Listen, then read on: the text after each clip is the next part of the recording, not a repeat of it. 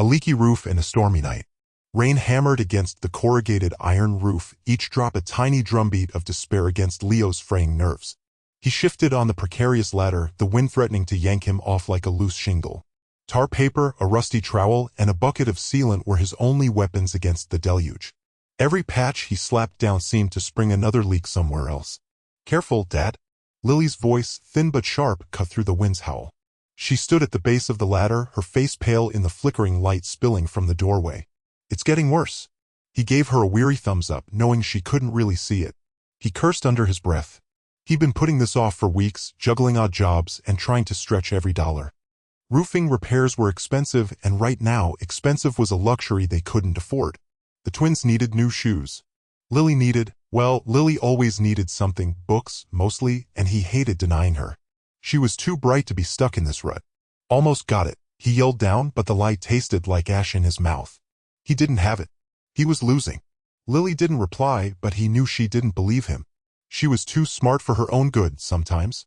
He could practically see her mental gears turning, calculating their dwindling savings, the overdue electricity bill, and the impossible equation of making ends meet. He hated that she had to worry about this. At 12, she should be absorbed in school, in friends, in the endless possibilities that stretched before her. Not fretting over a leaky roof and a father who was increasingly feeling like a failure. The wind howled, tearing at his jacket. He shivered, not just from the cold, but from a bone-deep weariness. He tightened his grip on the trowel, trying to ignore the gnawing anxiety in his gut. He promised Lily he'd fix this, promised her they'd be okay. He always promised, and he always seemed to be falling short. Below, the single bulb hanging above the porch flickered violently. Lily stepped back, her hand instinctively reaching for the doorframe. The rain intensified, blurring the world into a gray, swirling chaos. The wind shrieked, a banshee's wail that seemed to promise more than just a storm. He pounded another patch of tar paper onto the roof, the sealant slick and cold on his fingers. Lightning flashed, illuminating the swirling vortex of the storm. He caught a glimpse of something moving on the road, a distant flicker of headlights battling the downpour. He squinted, trying to make out the shape, but the rain obscured everything. He glanced at Lily, her face etched with a worry that mirrored his own. The lights flickered again, then died, plunging them into darkness, save for the occasional strobe of lightning. The approaching headlights grew stronger, cutting through the storm like twin beams of judgment. They were coming closer. Twins at the doorstep. The insistent rapping echoed through the small house, jarring Leo from his calculations. Bills were spread across the worn kitchen table, each one a fresh jab to his gut. He rubbed his tired eyes, a knot forming between his shoulder blades. He hadn't expected anyone. He peered through the peephole. Two small figures huddled on his porch, rain plastering their hair to their faces. Twins, maybe? He couldn't tell for sure, but they were mirror images of each other. Lost, definitely. Scared, without a doubt. Leo hesitated. He barely had enough to feed himself and Lily, let alone two more mouths. But something in their wide, pleading eyes tugged at him. He couldn't turn them away. He unlatched the door. "Hey there," he said, his voice gentler than he felt. "You girls all right? You look soaked to the bone." The taller of the two, her dark hair plastered to her forehead, spoke first. "We were lost," she said, her voice trembling. "Our mom, she was supposed to meet us." "Maya, don't," the other one whispered, clutching at her sister's arm. This one had brighter, more expressive eyes, filled with a watery sheen. "Mia, we need help," Maya responded, her voice firm despite the tremor. Leo stepped back, opening the door wider. "Come on in. Get out of this rain. You can tell me what happened inside." They hesitated for a moment, exchanging a silent look before stepping inside. Water dripped from their clothes, forming puddles on his worn linoleum. "Lily," Leo called out. "We have company. And they're freezing." Lily appeared moments later, her brow furrowed with concern. At 14, she already carried a weight of responsibility most adults would struggle with. She took one look at the shivering girls and her expression softened. "Come on," she said, ushering them toward the small living room. "Let's get you both some dry clothes." She rummaged through a chest, pulling out a couple of oversized sweatshirts and sweatpants. "These might be a little big," she said, handing them to the girls, "but they'll be warmer than what you're wearing." While the twins changed in the cramped bathroom, Lily put the kettle on. Leo watched her, a wave of gratitude washing over him. He didn't know what he'd do without her. When Maya and Mia emerged, slightly less waterlogged but still looking shaken, Lily had mugs of hot chocolate waiting. They took them gratefully, their small hands wrapped around the warm mugs. So, Leo began, pulling up a chair. What happened? Where were you supposed to meet your mom? Mia sniffled, wiping her eyes with the sleeve of the too-big sweatshirt. At the park, she said. She said she'd be there at 3. But she never came. Whispers and secrets. The silence in the cab of the truck was thick enough to choke on. Leo glanced in the rearview mirror. Maya stared out the window, the passing blur of streetlights reflecting in her dark eyes. Mia fidgeted with the hem of her immaculate, though now slightly dusty, jacket. He tried again. So, Sterling, that's your last name, right? Any other family we should try to contact? Mia offered a hesitant smile. Just Mom. Right, Mom? And where might she be? Do you know her work number? Address? Maya finally turned, her expression guarded. She travels. A lot. Travels where? Leo persisted, pulling up to a red light. He needed something, anything, to go on. Child Protective Services wouldn't be thrilled with shivering twins found on the side of the road whose mom travels a lot. Everywhere, Mia chimed in, a little too quickly. She's in finance. Leo raised an eyebrow, unconvinced. Finance is a pretty broad field. He decided to try a different tack. And you too? Do you go to school? What grade are you in? Another shared glance passed between the twins, this one laced with something akin to panic. We're homeschooled, Maya said finally. The light turned green. Leo sighed and pressed on the accelerator. He was getting nowhere. In the back, Lily watched them with narrowed eyes. It wasn't just their reluctance to share details that felt off. It was everything. The subtly expensive fabrics of their clothes, the clipped, precise way they spoke, a vocabulary that seemed a little too sophisticated for kids their age. She remembered the texture of Maya's jacket beneath her fingers, soft and expensive, not the cheap synthetic fleece she usually wore. What kind of books do you like to read? Lily asked, deciding to try a more casual approach. Mia perked up. Oh, lots of things. Poetry, mostly. And biographies. Biographies of scientists, Maya interjected. And philosophers. Lily stored that away. Not exactly typical preteen fare. She also noticed the way Maya subtly corrected her sister, a barely perceptible shift of her head, a flick of her wrist. A silent language passing between them. They pulled into the driveway, the headlights illuminating the familiar, slightly dilapidated facade of their house. As Leo cut the engine, Lily saw Mia's lower lip tremble. Everything okay? Leo asked, concern etched on his face. Mia blinked rapidly. Yes. Just tired. Inside, the house felt colder than usual. Lily busied herself with starting a fire in the fireplace while Leo showed the twins to the spare room. She saw them huddle together by the doorway before stepping inside, their whispered conversation lost to the crackling flames. Later, after they'd eaten a simple dinner of pasta which the twins ate with surprising gusto and were supposedly settling in for the night, Lily found Leo sitting at the kitchen table, head in his hands. They're hiding something, Dad, she said quietly. Leo looked up, his face etched with exhaustion. I know, sweetie, but what and why? Lily leaned against the counter, arms crossed. I don't know, but I intend to find out. She thought of Maya's expensive jacket, Mia's quick correction, and the shared, worried glances that spoke volumes. Something tells me their mom's finance job is a lot more complicated than she's letting on. The wooden box. Leo sighed, the sound lost in the quiet hum of the refrigerator. He was attempting to restore some semblance of order to the living room, a Sisyphean task with 2 energetic preteens now inhabiting his small apartment. Maya and Ava had been with him for a week, and while he was growing fond of them, their arrival had definitely disrupted his carefully curated chaos. He bent to pick up a stray sock from the floor, and that's when he saw it, Maya's backpack slumped against the arm of the sofa. He knew he shouldn't, but a wave of protectiveness mixed with pure curiosity washed over him. He just wanted to make sure nothing was broken or leaking. The backpack felt heavier than it looked. He unzipped the main compartment, intending only to peek inside. That's when he saw it. Nestled amongst a jumble of notebooks and art supplies was a small, wooden box. It was no bigger than his palm and exquisitely carved. He carefully lifted it out. The wood was dark, almost black, polished smooth with age or constant handling. Intricate vines snaked across the surface, intertwining with what looked like stylized birds, their wings outstretched in perpetual flight. He ran a finger along the carvings, feeling the sharp edges and smooth curves. It was old, definitely not something a kid would normally own. He was so absorbed in examining the box that he didn't hear Maya enter the room. What's that?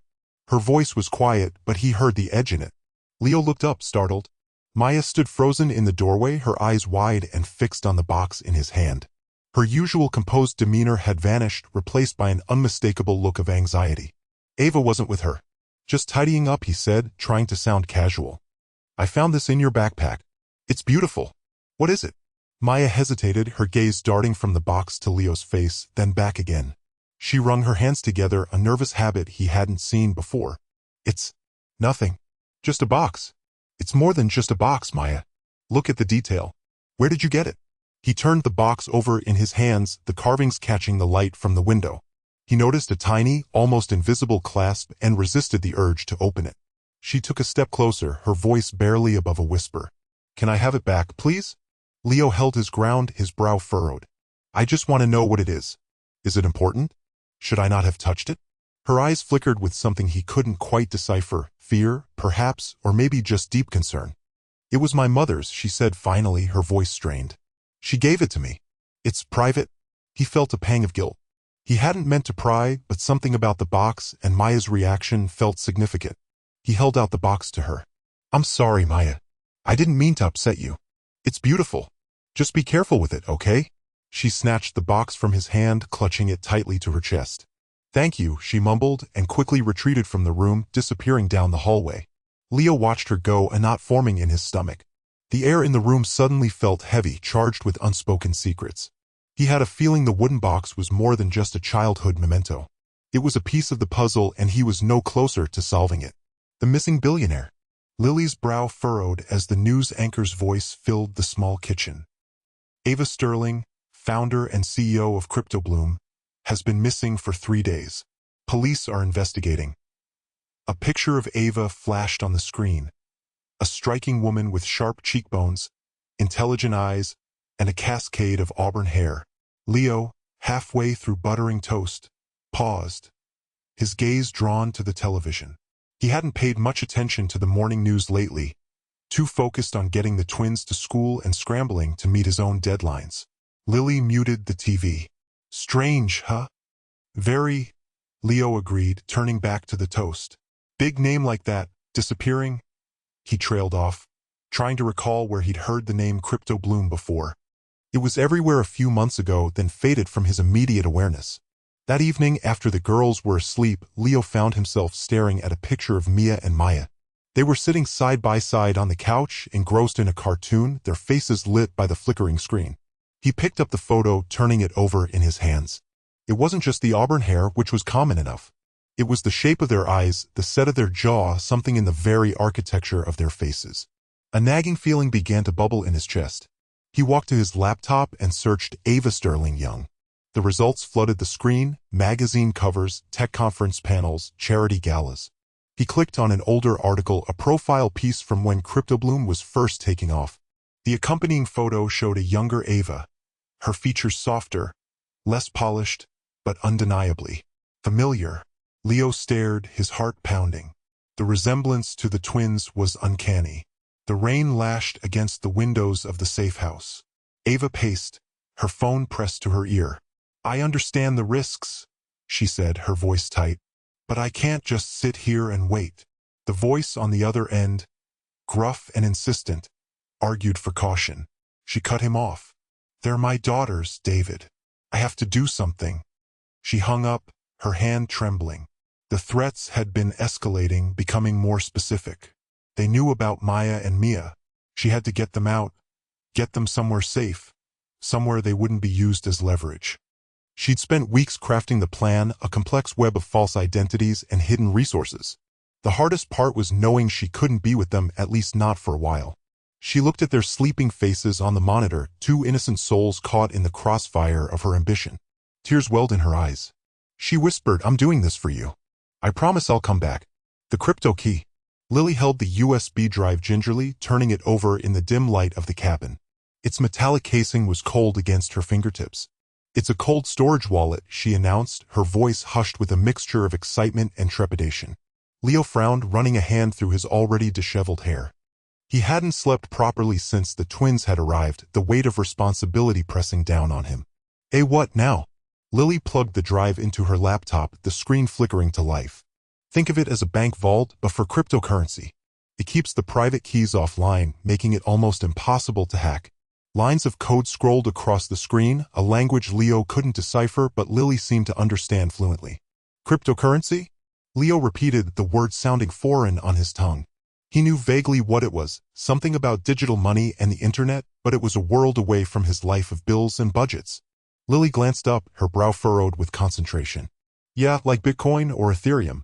It's all digital and this drive holds the keys to access it. If we have the password, we can see what's inside. Maya, who had been silently observing from the corner, spoke for the first time. Her voice was barely a whisper. Ava always told us not to touch it. Leo felt a jolt, a sudden understanding dawning on him. Ava, the twins' mother. The woman who had left them shivering on his doorstep. Could she have been involved in something like this? He'd imagined her as a struggling single mother like himself. Not a crypto mogul. Do you know the password? Lily asked, her fingers flying across the keyboard. Maya shook her head, her eyes wide. No. She said it was only for emergencies. Lily sighed, her shoulders slumping slightly. Without the password, it's useless. Just a fancy paperweight. She unplugged the drive, the screen fading back to black. Leo picked up the wooden box, its smooth surface cool against his palm. He ran his fingers over the intricate carvings, the swirling patterns that now seemed to hold a secret, a hidden truth about the twins' past, their mother's life, and the fortune she had apparently amassed. He looked from the box to the USB drive and finally to the twins huddling together on the worn sofa. The implications crashed down on him like a tidal wave. Ava Sterling hadn't just abandoned her children, she had entrusted them and him with something immense. And dangerous. This changes everything, he murmured, his voice barely audible. The fire crackled in the hearth, casting flickering shadows on the walls. But the warmth couldn't reach the sudden chill that had settled deep inside him. Shadows in the night. Dust devils danced under the flickering neon sign of the Welcome to Havenwood Motel. A black sedan, its tinted windows like vacant eyes, idled in the lot. A man emerged, his tailored suit a stark contrast to the town's faded denim aesthetic. He adjusted his tie, the knot tight against his throat, and approached the front desk, his smile predatory. I'm looking for a couple of young ladies, twins, answers to the name Sterling. The clerk, a woman named Barb with a beehive hairdo and weary eyes, chewed her gum thoughtfully. Don't think we got any long-termers by that name. Tourists mostly. What's your business with them? He flashed a disarming grin. Just an overdue inheritance. A significant one. I'd be grateful for any information. He slipped a folded bill across the counter. Barb's eyes flickered downwards, then back up. Can't say I've seen him, but new faces stick out in Havenwood. You might try the Maxwell place on Elm Street. Nice fella, Leo. Single dad. Sometimes has the girls over. Back at the Maxwell house, Leo was wrestling with a leaky faucet. He glanced out the kitchen window and frowned. A black sedan, same one he'd seen earlier near the park, was parked across the street, engine running.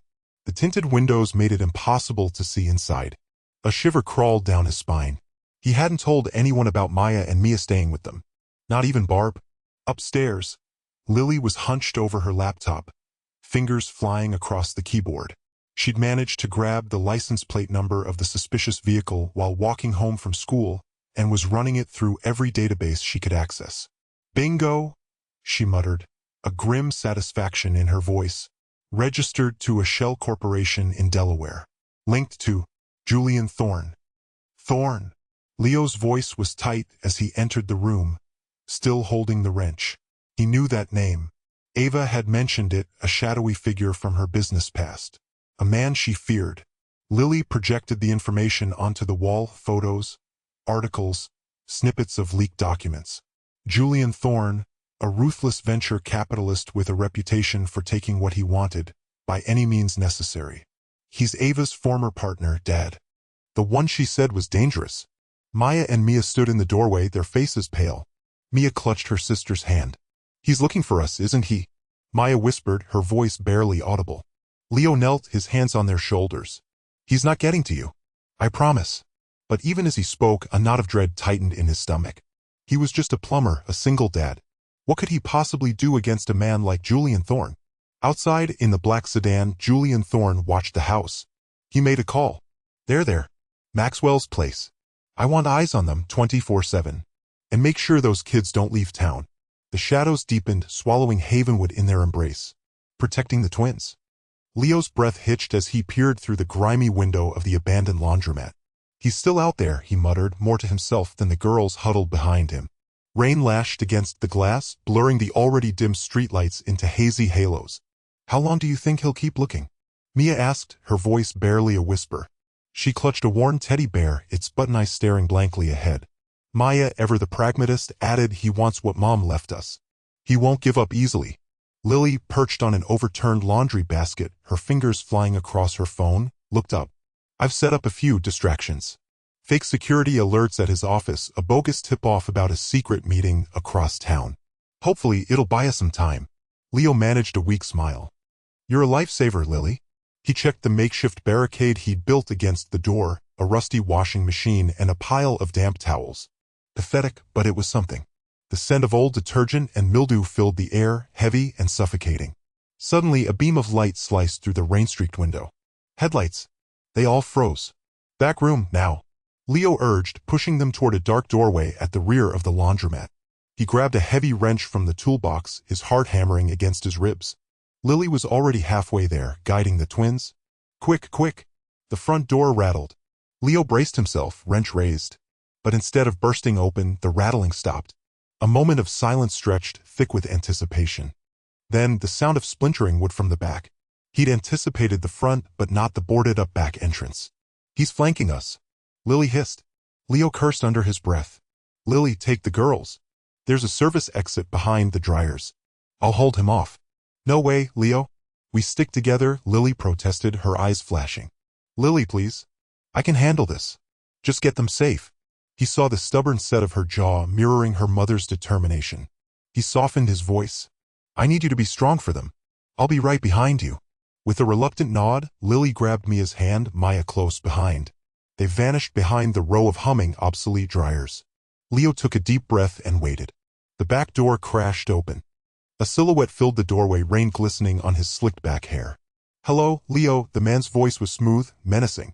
Where are the girls? Leo swung the wrench. The man ducked, a glint of metal flashed in his hand. A knife. Leo stumbled back, narrowly avoiding the blade.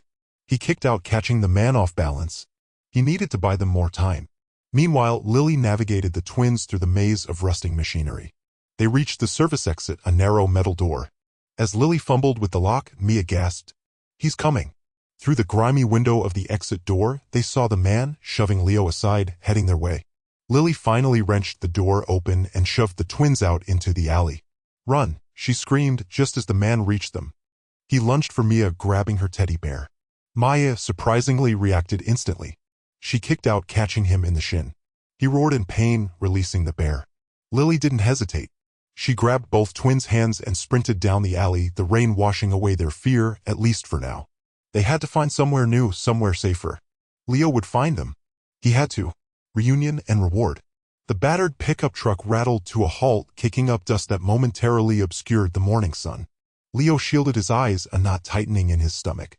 He recognized the vehicle. It was expensive, reinforced, definitely not the kind you saw around here.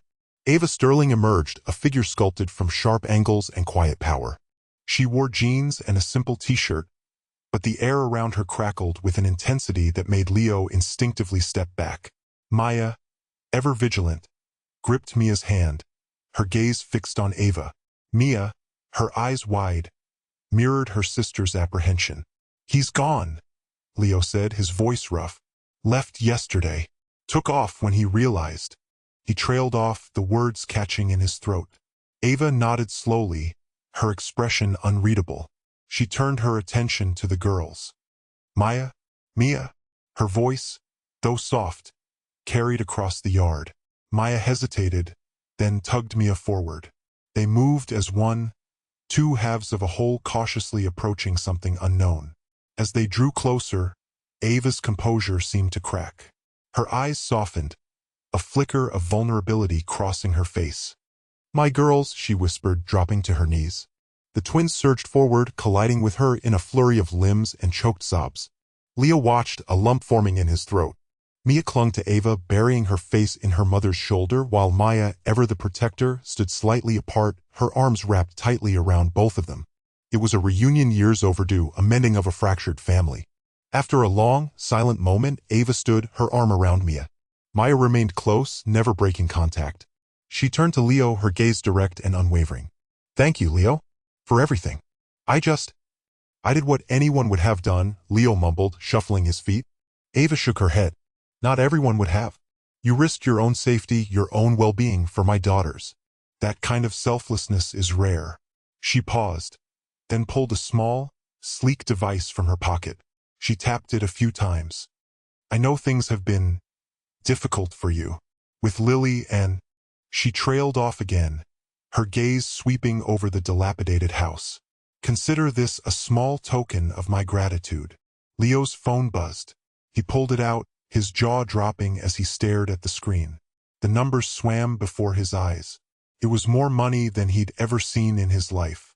Enough to secure Lily's future, enough to finally fix the roof, enough to... I can't, he stammered, his voice thick with emotion. I didn't do it for the money. Ava smiled, a genuine, warm smile that transformed her face. I know you didn't, but accept it anyway. Think of it as an investment. For Lily's education, for a fresh start. You deserve it.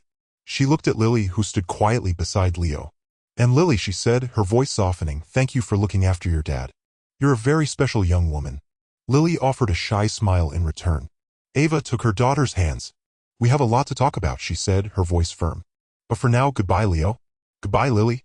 They climbed into the truck, Ava behind the wheel. As the vehicle pulled away, leaving a cloud of dust in its wake, Leo stared at his phone, then at Lily. The weight on his shoulders seemed to have lifted, replaced by a lightness he hadn't felt in years. Well, he said, a grin spreading across his face. Looks like we're going to need a new roof after all.